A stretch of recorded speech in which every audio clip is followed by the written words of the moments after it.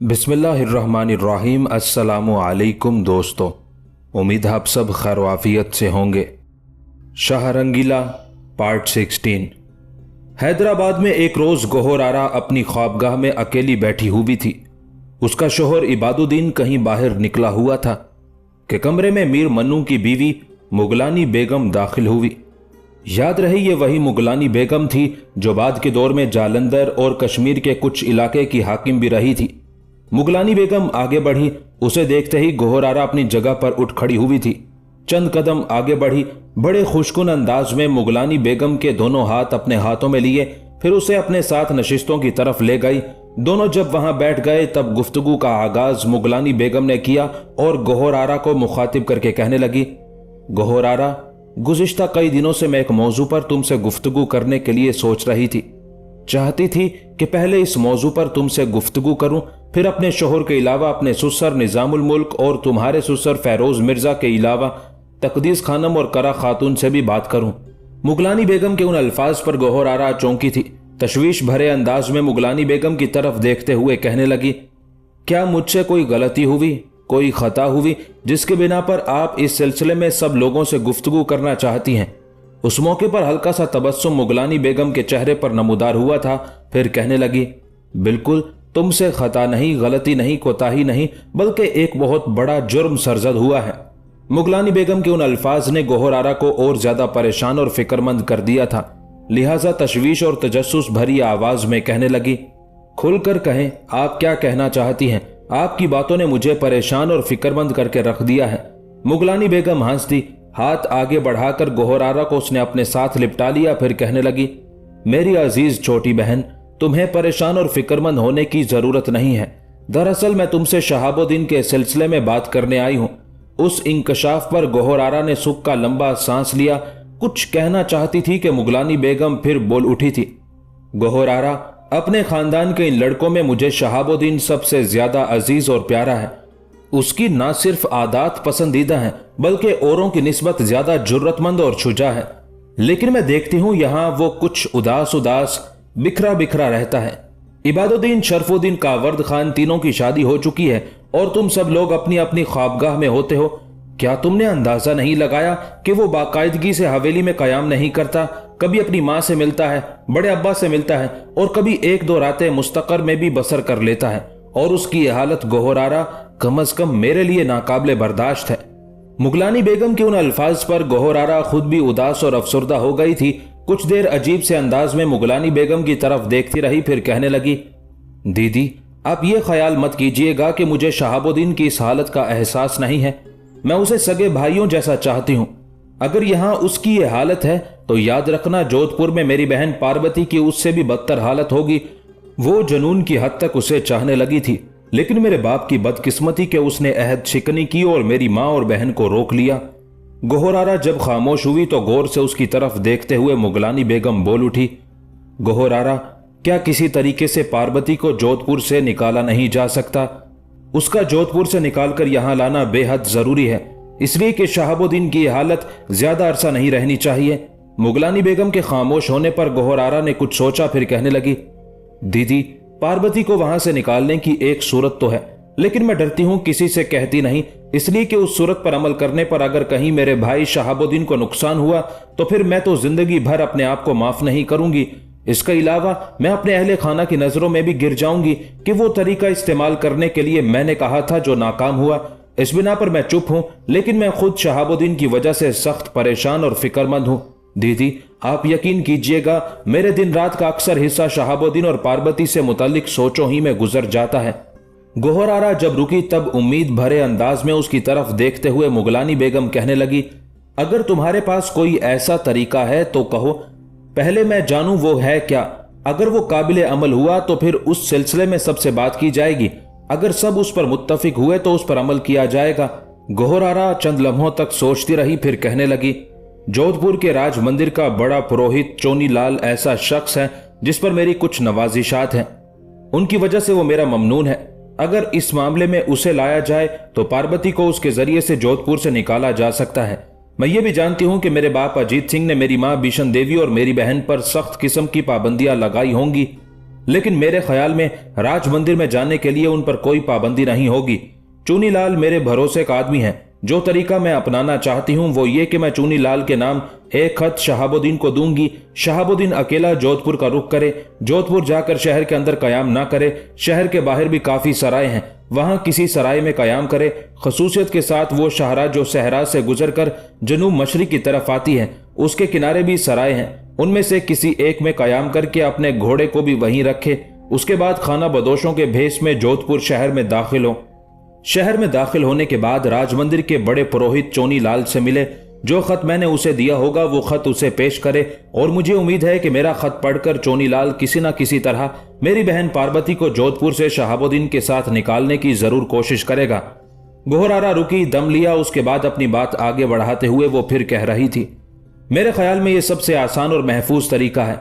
मेरी माँ और बहन दोनों का राज मंदिर में आना जाना होगा। शहाबुद्दीन जब मेरा दिया हुआ खत चोनीलाल के हवाले करेगा तो चोनीलाल मेरा खत पढ़कर उस खत के मुताबिक अमल करने की कोशिश करेगा। अगर तो मेरी माँ और बहन पर राज मंदिर में जाने पर पाबंदी नहीं है तो फिर चोनीलाल आसानी से यह काम कर गुजरेगा। और अगर मेरे बाप ने एक तरह से उन्हें कैदी बना रखा है और उन्हें राज मंदिर में नहीं जाने देता, तब भी राज मंदिर के बड़े पुरोहित चोनीलाल के मेरे बाप अजीत सिंह के साथ बड़े गहरे और बड़े बावकार मरासिम हैं। चोनीलाल इस सिलसिले में राजमहल में भी दाखिल हो सकता है और वहां भी वो पार्वती से बात करके पार्वती को वहां से निकालने का कोई ना कोई हरबा जरूर इस्तेमाल कर सकता है। गोहरारा खामोश हुई, कुछ सोचा, उसके बाद मुगलानी बेगम की तरफ देखते हुए कहने लगी, फिलवक्त मेरे पास यही तरीका है, लेकिन इस सिलसिले में घर के दीगर अफराद से गुफ्तगू करने से पहले शहाबुद्दीन से बात करना चाहिए कि क्या वो खुद भी इस पर अमल करने के लिए तैयार है कि नहीं। अगर वो इस पर अमल करने के लिए तैयार है तो फिर इस मौजू को घर के दीगर अफराद के सामने रखना आपका काम है। अगर वो इजाजत दे दें तो मेरे ख्याल में शहाबुद्दीन को जोधपुर जाने दिया जाए और मेरा दिल कहता है कि शहाबुद्दीन पार्वती को जोधपुर से निकाल लाने में कामयाब हो जाएगा। गोहरारा के उन अल्फाज पर मुगलानी बेगम खुश हो गई थी। फिर खुशी का इजहार करते हुए कहने लगी, मैं शहाबुद्दीन को बुलवाती हूँ, क्या तुम जानती हो वो इस वक्त है कहाँ? गोहरारा खुश हो गई, कहने लगी, थोड़ी देर पहले हवेली में आया है, मेरे ख्याल में अम्मा के कमरे में होगा। मुगलानी बेगम अपनी जगह पर उठ खड़ी हुई, कमरे के दरवाजे पर आई और उसने शहाबुद्दीन को आवाज दी। थोड़ी देर बाद शहाबुद्दीन बरामदे में नमूदार हुआ। जब उसने गोहरारा के कमरे के सामने मुगलानी बेगम को देखा तब उसे मुखातिब करके कहने लगा, आपी, आपने मुझे बुलाया है। मुगलानी बेगम मुंह से कुछ ना बोली, हाथ के इशारे से शहाबुद्दीन को अपनी तरफ बुलाया। शहाबुद्दीन चुपचाप उसकी तरफ हो लिया था। जब वो मुगलानी बेगम के पास गया तो मुगलानी बेगम ने उसका हाथ अपने हाथ में लिया और तकरीबन खींचती हुई उसे कमरे के अंदर ले गई। गोहरारा के सामने जिस नशिस्त पर मुगलानी बेगम बैठी हुई थी उस नशिस्त पर उसने शहाबुद्दीन को अपने सामने बिठा लिया। फिर थोड़ी देर पहले जो गुफ्तगू मुगलानी बेगम और गोहरारा के साथ हुई थी उसकी तफसील मुगलानी बेगम ने शहाबुद्दीन से कह दी थी।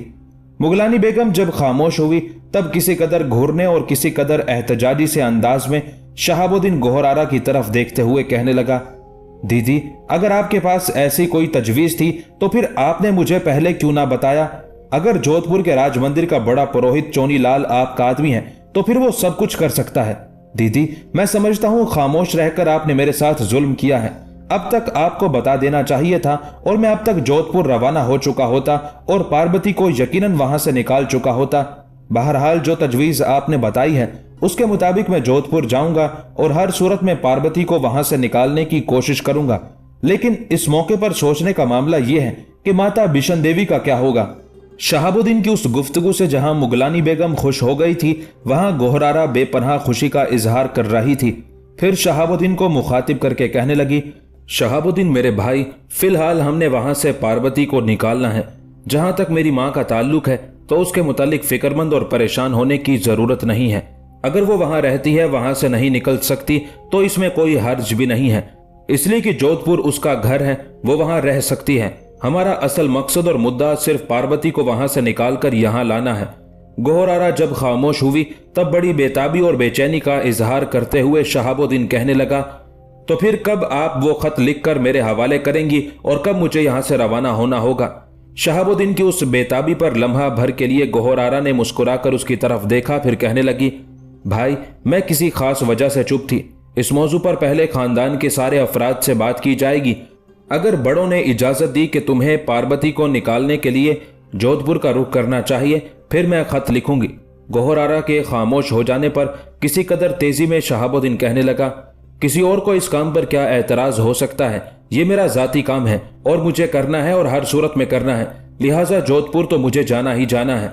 गौहर आरा ने घूर के शहाबुद्दीन की तरफ देखा, फिर संजीदगी से कहने लगी, अगर बड़े अब्बा फैरोज मिर्जा, मोहतरम निजामुल मुल्क, मीर मन्नू, छोटी बड़ी अम्मा, दादी, उन लोगों ने तुम्हारे जोधपुर जाने पर एतराज किया, मना कर दिया, तो क्या फिर भी तुम जोधपुर जाओगे? गौहर आरा के उस सवाल पर शहाबुद्दीन परेशान और फिक्रमंद हो गया था। धीमी सी आवाज में कहने लगा, जिन लोगों का आपने जिक्र किया है, अगर ये लोग आड़े आ गए और मुझे जोधपुर जाने से रोक दिया तो दीदी, आप सोचे मैं फिर कैसे जा सकता हूं?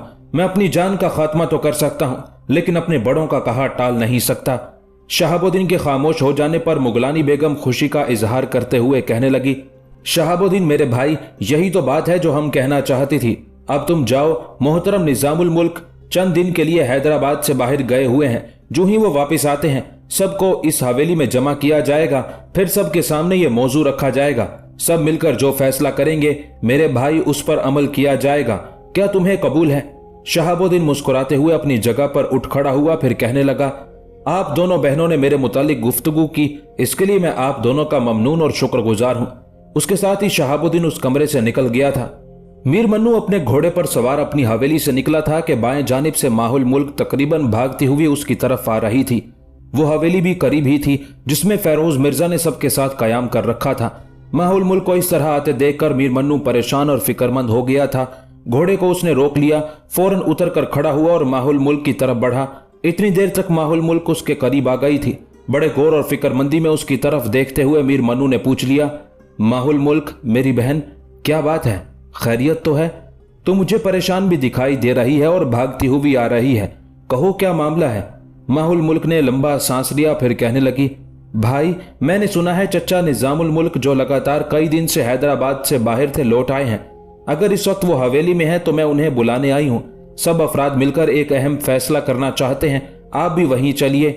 मीर मन्नू और परेशान हो गया था। दोबारा उसने माहुल मुल्क को मुखातिब किया, मेरी बहन, कैसा फैसला? माहुल मुल्क ने कुछ सोचा, फिर कहने लगी, गौहर आरा और आपा मुगलानी बेगम ने मिलकर यह तय किया है कि पार्वती को जोधपुर से निकालना चाहिए। इस सिलसिले में गौहर आरा के पास एक तजवीज भी है, लेकिन उसका कहना है कि पहले खानदान के सब अफराद जमा हो, फिर वो तजवीज पेश की जाए। अगर सब रजामंद हुए तो उस पर अमल किया जाएगा। उस मौके पर मीर मन्नू ने सुख का एक लंबा सांस लिया, फिर मुस्कुराया। बड़े प्यारे अंदाज में माहुल मुल्क का सर थपथपाया, फिर कहने लगा, इसमें भाग कर आने और परेशान होने की क्या जरूरत है मेरी बहन? जो तजवीज गौहर आरा और मेरी बीवी मुगलानी बेगम ने बनाई है उसे सब जरूर सुनेंगे, और अगर वो काबिले अमल ना भी हुई तो उसे काबिले अमल बनाने की कोशिश करेंगे। इसलिए कि मैं खुद चाहता हूं कि राजकुमारी पार्वती जोधपुर से निकलकर यहां आए। माहुल मुल्क मेरी बहन, ये मत ख्याल करना कि मुझे शहाबुद्दीन का एहसास नहीं है। मैं तुम्हारे सामने झूठ नहीं कहूंगा, कसम अल्लाह पाक की। सारे भाइयों में शहाबुद्दीन सबसे प्यारा और भला लगता है। एक तो उसकी शख्सियत ऐसी है, दूसरे उसके कारनामे भी उसकी शख्सियत जैसे ही है। मेरी बहन, ये जो मामला तुम लेकर आई हो, इसे किसी और वक्त पर टालते हैं, इसलिए कि अब्बा आ तो गए हैं लेकिन वो मुस्तकर में है। शहाबुद्दीन और कावर्द खान भी मुस्तकर जा चुके हैं, मैं भी उधर ही जा रहा हूं, इसलिए कि आज शब को लश्कर यहां से कूच करेगा, मरहट्टों का मुकाबला करेगा।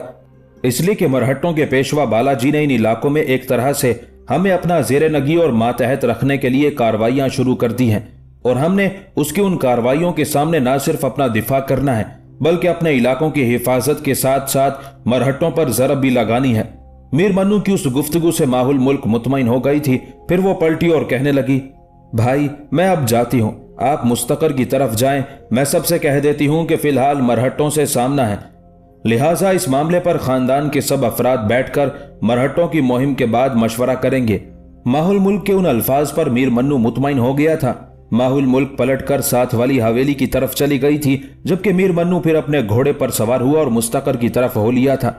दक्कन में कदम जमाने और हैदराबाद को अपना मरकज बनाने के बाद निजामुल मुल्क को उन इलाकों में दो बड़ी कुव्वतों का सामना था, एक मुबारिज खान और दूसरे मरहट्टे। जहां तक मुबारिज खान का ताल्लुक था तो उस पर तो हमलावर होकर न सिर्फ निजामुल मुल्क ने उसके सरकश बेटों का खात्मा कर दिया था, बल्कि उसकी ताकत को भी कुचल दिया था और उसके बहुत से लश्करी निजामुल मुल्क के लश्कर में शामिल हो गए थे। अब बाकी मरहट्टे रह गए थे जो दिन ब दिन ताकत और कुव्वत पकड़ते जा रहे थे और वो हर सूरत में निजामुल मुल्क को दक्कन के इलाके से निकाल बाहर करना चाहते थे। दरअसल औरंगजेब आलमगीर के जमाने में शिवाजी नाम के एक लुटेरे ने मरहट्टा हुकूमत की बुनियाद रखी थी।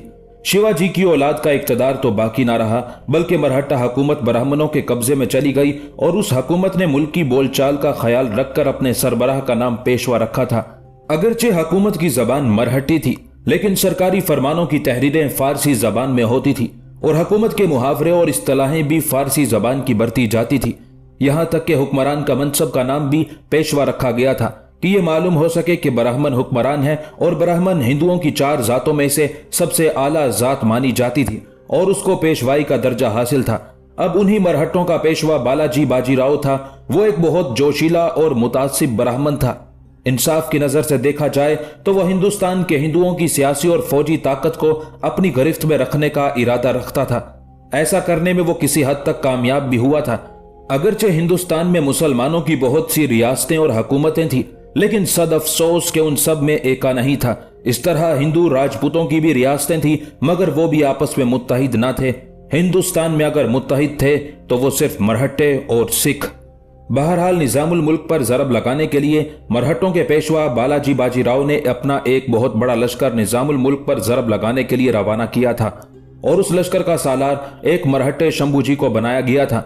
मरहट्टों का ख्याल था कि दक्कन में निजामुल मुल्क नया नया आया है, अभी पूरी तरह कदम जमाने में कामयाब नहीं हुआ। अगर शुरू ही से उसके कदम उखाड़कर उसे मार ना भगाया गया तो वो ताकत और कुव्वत पकड़ेगा। मरहट्टे इस वजह से भी परेशान थे कि इससे पहले निजामुल मुल्क ने ताकत पकड़ के न सिर्फ छोटे बादशाहगर के इलाकों पर हमलावर होकर वहां उसकी ताकत और कुव्वत को तहस नहस करके रख दिया था और उन इलाकों पर कब्जा कर लिया था, बल्कि दक्कन की दूसरी बड़ी कुव्वत जो मुबारिज खान के पास थी उसे भी खत्म करके एक तरह से निजामुल मुल्क दक्कन में एक बहुत बड़ी ताकत बनकर उभरा था।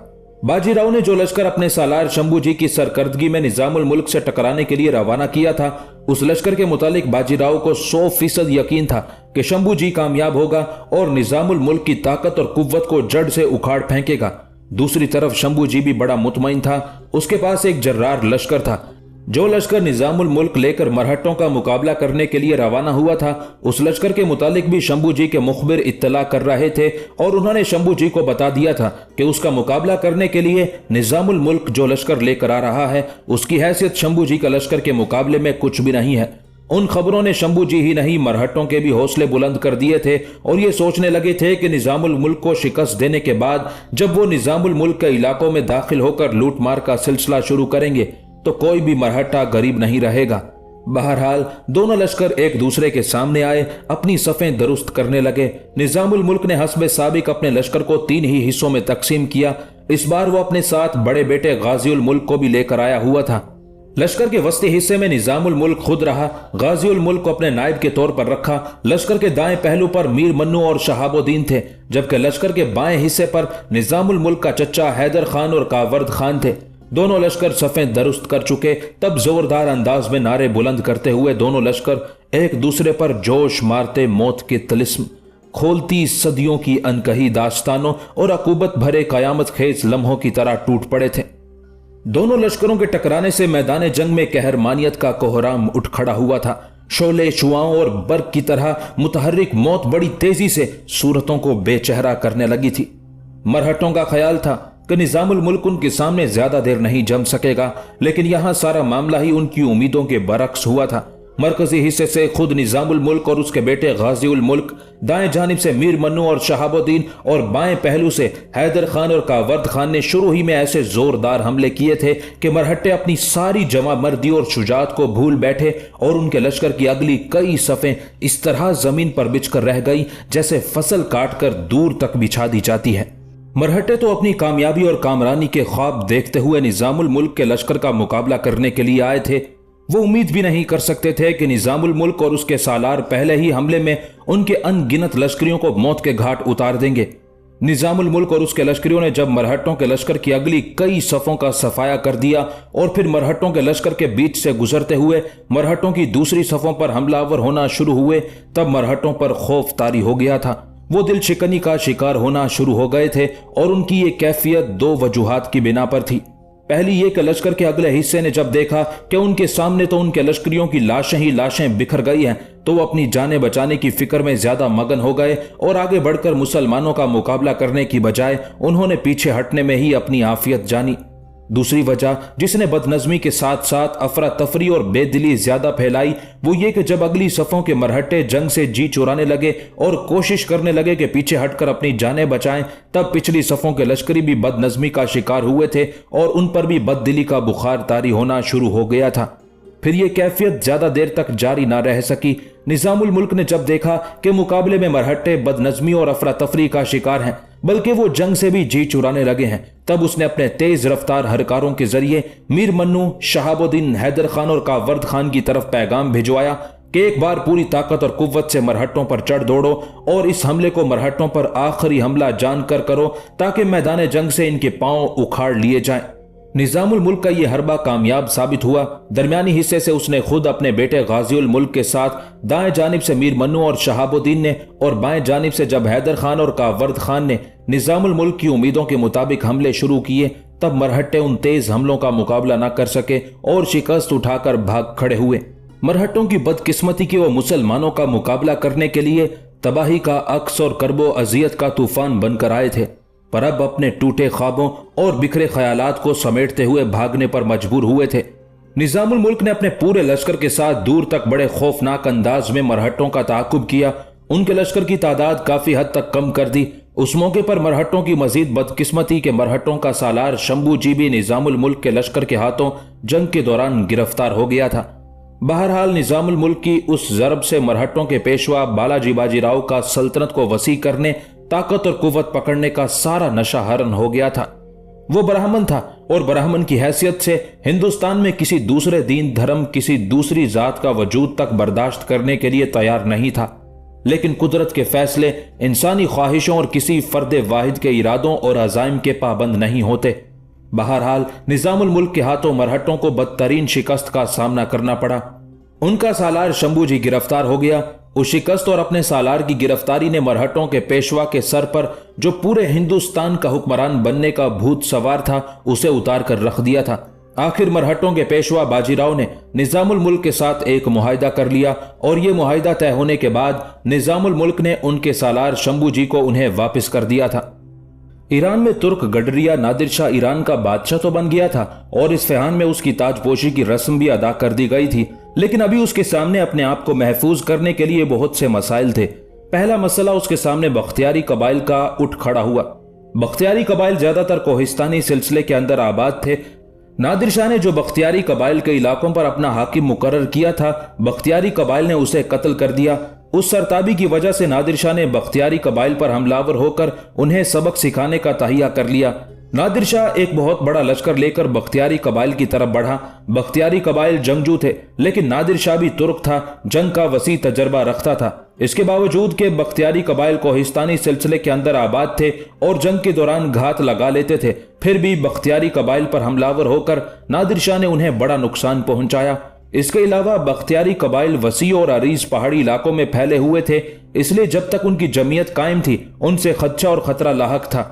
मुख्तलिफ मार्कों में बख्तियारियों को पसपा करने और शिकस्त देने के बाद आखिर नादिर शाह ने यही अंदाजा लगाया कि वो आखिर कब तक बख्तियारियों पर हमलावर होकर अपने आप को उनके साथ उलझाए रखेगा। लिहाजा उन्हें अपना मती और फरमा बरदार बनाने के लिए उसने जंग की बजाय एक दूसरा तरीका इख्तियार किया। चुनाचे बख्तियारियों के खदशे और खतरे को दूर करने के लिए उसने बख्तियारियों के 3000 कुंभों को उनके आबाई कोहिस्तानी घरों से निकालकर खुरासान में बसा दिया। लेकिन उस अरसे में नादिर शाह ने यह भी महसूस किया कि बख्तियारी कबाइल को माश के माकूल वसाइल मुहैया नहीं थे। उनके पास इतनी जमीनें भी नहीं थी कि साल भर का गल्ला हासिल हो सके। इस बिना पर मजबूरन बख्तियारी कबाइल लूट मार करने में लगे रहते थे। नादिर शाह ने उनकी मुआशी हालत बेहतर बनाने के लिए उन्हें ज्यादा बेहतर जमीनों पर आबाद किया ताकि वो खेती बाड़ी की तरफ तवज्जो दे सके। जब तक नादिर शाह बख्तियारियों के खिलाफ जंग करता रहा, उनसे टकराता रहा, तब तक बख्तियारी भी डटकर उसका मुकाबला करते रहे, मार भी खाते रहे, जवाबी हमले भी करते रहे। अब जब नादिर शाह ने उनसे जंगों का सिलसिला खत्म करके उन्हें अच्छे इलाकों में आबाद करना शुरू किया, तब उन्होंने नादिर शाह के खिलाफ शोरिशों और बगावतों का सिलसिला बंद कर दिया। नादिर शाह ने जब देखा कि उसने जो उनके 3000 कुंभों को उनके कोहिस्तानी सिलसिलों से निकालकर खुरासान में बेहतर जमीनों में आबाद किया है, तो उसके उस अमल से बख्तियारी खुश हुए हैं। लिहाजा उन्हें मजीद इत्मीनान दिलाने की खातिर और अपना मती और फरमा बरदार बनाने के लिए नादिर शाह ने बख्तियारियों की एक बड़ी तादाद को अपने लश्कर में शामिल करना शुरू कर दिया। बख्तियारी क्योंकि बुनियादी तौर पर जंगजू थे, लिहाजा नादिर शाह उनकी हर्बो ज़र्ब की महारत से फायदा उठाना चाहता था।